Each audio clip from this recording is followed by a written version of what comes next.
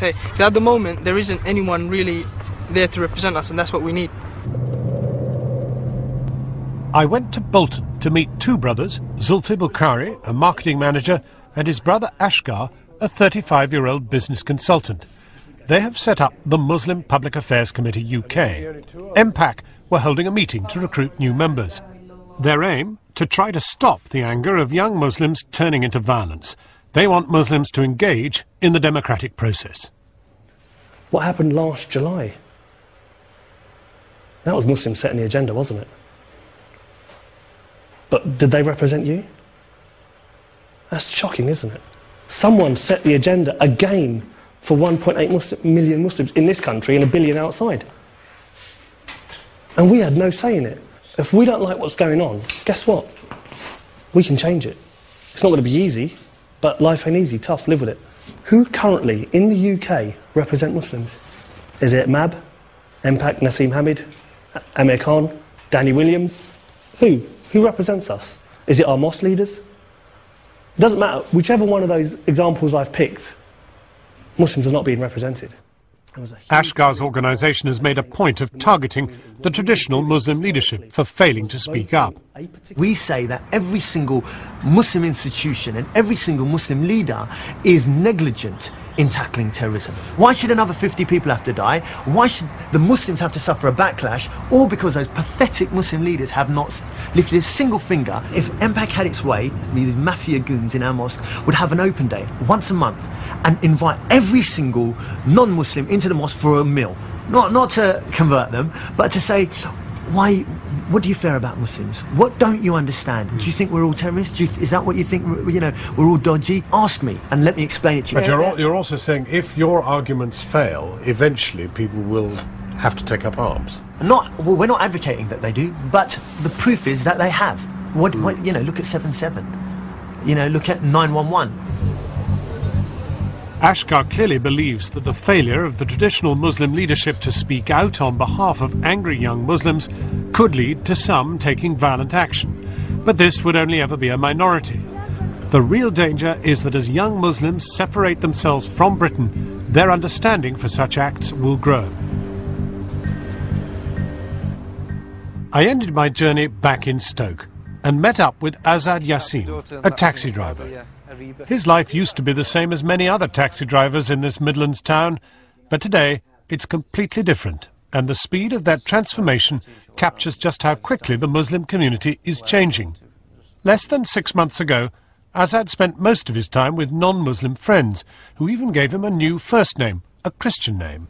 The nickname given to me by some of my mates, and the English mates, used to be James, because they used to think I'm that ahead in their culture, in their way of life. If I'd met you 4 months ago, what would you be wearing? What would you look Just like? normal English clothes, jeans, t-shirt, jacket or something.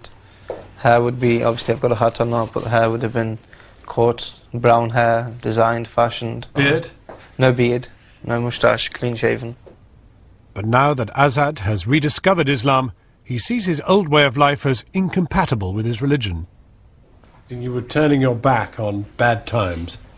Yeah, I mean, at home you have no peace. You argue with your wife, you don't look at your kids, you don't come in, you stay out till late at night with your friends. You're just not bothered about anything. There's no inner peace. You can never get that inner peace through alcohol, through good-looking women, through going on holiday, to owning a Mercedes-Benz. As a taxi driver, Azad is always aware of the British way of life, and what he sees merely reinforces his views. Whatever I see in my daily routines, especially at night time, it's bad the way women are treated, Women in this country are abused. Men just look at women as a sort of sex object, He can see all her parts hanging out and flashing out everywhere. He's going to be more tempted to go to that woman and to perform, sexual acts upon her. And Islam teaches against all these things. Azad's retreat into his religion is now setting him apart from his passengers. What effect it had on the people who get into your cab? Some people just don't speak at all. I've had one or two, remarks. They might just look at me and think, right, Bin Laden appearance, he's one of them followers, you know what I mean? But, you know, I've not made any new non-Muslim friends. Most of my time I spend with my kids and my missus, or my mother and father, my immediate family. You could become very isolated. Well, I am to some extent, even now, because I don't see anybody. Isolated and increasingly cut off from British life, Azad has gone from integration to separation, a journey that encapsulates the story of our survey. And the further he moves away from his British beginnings, the more he can understand why Muslims would bomb London. What do you think 7/7 was about? Well, the lads who did it were young Muslims born and bred in this country. Basically, they thought that their views, what they had on Iraq and Afghanistan, I think that someone felt so strong about it, that they felt that strong, that they went and did what they did. They woke up one day, they thought, right, we've had enough of the protesting. I mean, how many millions or thousands gathered at London and protested against Iraq? Where were the politicians? They didn't listen to the people. The people who vote them in, they don't listen to them. So these young lads thought, we've had enough, they aren't listening to us, we've got no armour, we've got no army, there's no other way we're going to do it. This is the way forward. More and more young British Muslims like Azad want to live apart, thereby bringing integration to a halt. Separatism breeds fear, misunderstanding, intolerance. Disagreements eventually flare into conflict. To restart the process of integration, there has to be real dialogue. And the first step is to understand what British Muslims really want. Later this evening, you can follow the debate on Sharia TV. Young Muslims ask scholars and clerics just how they can navigate through 21st century Britain. Sharia TV at midnight on 4.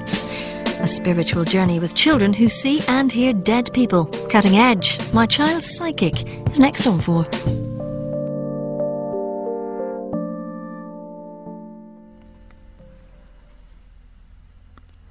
To download a podcast debate on young Muslims and to take the survey featured in this programme yourself, log on to channel4.com/dispatches.